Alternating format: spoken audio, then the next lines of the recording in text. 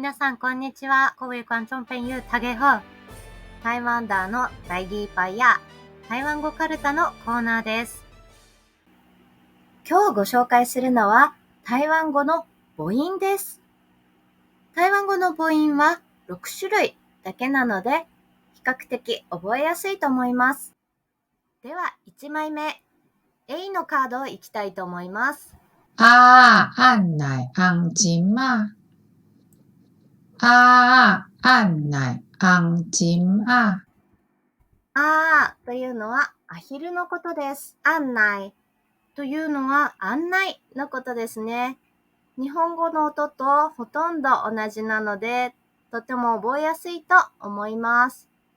アンチマ、アンチムというのは台湾ではかなりメジャーなカニの種類のことです。アヒルがアンチマを案内するかわいい一枚です。なお、A の音は日本語のあの音に非常に近いので、そのままあと覚えてくださって大丈夫です。ただ気持ち日本語のあよりかは明るくて大きいあという発音を心がけるといいかもしれません。それでは2つ目、E に行きましょう。A 呀搞 A 贵盖搞 A 呀搞 A 贵盖搞エアガウというのはちびざるちゃんという単語です。背の低い人を指す言葉としても時々使われます。声というのは、もち米をひいてとろっとするその作業のことです。ガウというのは、とても上手だという意味。ちびざるちゃんは声をするのがとっても上手という一枚になります。E の音は日本語のの音と非常に近いので、そのまんまと覚えてしまって大丈夫です。ただし、ENG になると、イエンという音に変わるので、その時だけは注意してくださいね。それでは3枚目に行きます。呀呀呀呦呦个呀呀やゆゆくやーはちょ、ややはよなよな、ゆは揺らす、ゆくは昔のゆりかごのことです。蝶が夜な夜なゆりかごを揺らす。蝶さん、ちょっと疲れてますね。愛の音は日本語のいの音に近いので、そのままいと覚えてくださって大丈夫です。それでは4つ目いきたいと思います。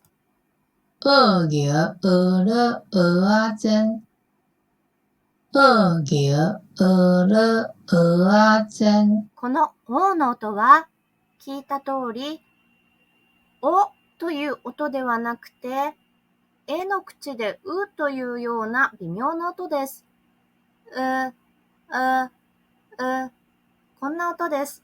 うぎょというのは、オーギョッチのことです。愛玉と書いたりもしますね。寒天板びという種を水の中でもみもみするとプルンと固まる食べ物です。うろというのは褒めるという動詞です。うあちぇんは台湾でとても有名な牡蠣のお好み焼きのことです。日本の牡蠣よりもずっと小ぶりなので食べやすいものになっています。オーギョがおあちゃんのことを褒めるという一枚ですね。それでは5個目の母音をいきたいと思います。おかおべおおあおかおべおおあこのおの音は右肩に点がついています。通称広いおというおです。この音は本当に大きく口を開けておという音ですね。おかおというのは黒い犬のことです。台湾犬とも呼ばれていますね。それからオーペというのは黒白の意味なんですけれども、でたらめにという副詞になります。おというのは掘るという動詞です。おわというのはタロイモのことですね。黒犬がでたらめに芋を掘るという一枚になります。前の一枚、狭いお、という音と、このおの音の発音の仕分けに注意してください。では、いよいよ最後の6個目の母音に行きたいと思います。温仔魚温地温蛇温仔魚温地温蛇この U の音ですが、日本語のうの音よりは、もっと口を前に突き出して、うというふうに発音すると綺麗に出る音です。ウンナヒというのは、イワシのこと。というのはですね、醤油などの液体にちょこんとつけるというニッチな動詞です。というのは温泉のこと。イワシを温泉にちょこっとつけるというちょっと変わった一枚になります。台湾語の母音はこの6個目で最後です。日本語と近い音も多いので覚えやすいと思います。それではまた次回もお楽しみに。また次回お会いしましょう。気に入った方はいいねとチャンネル登録をよろしくお願いします。感謝大家收看。再会。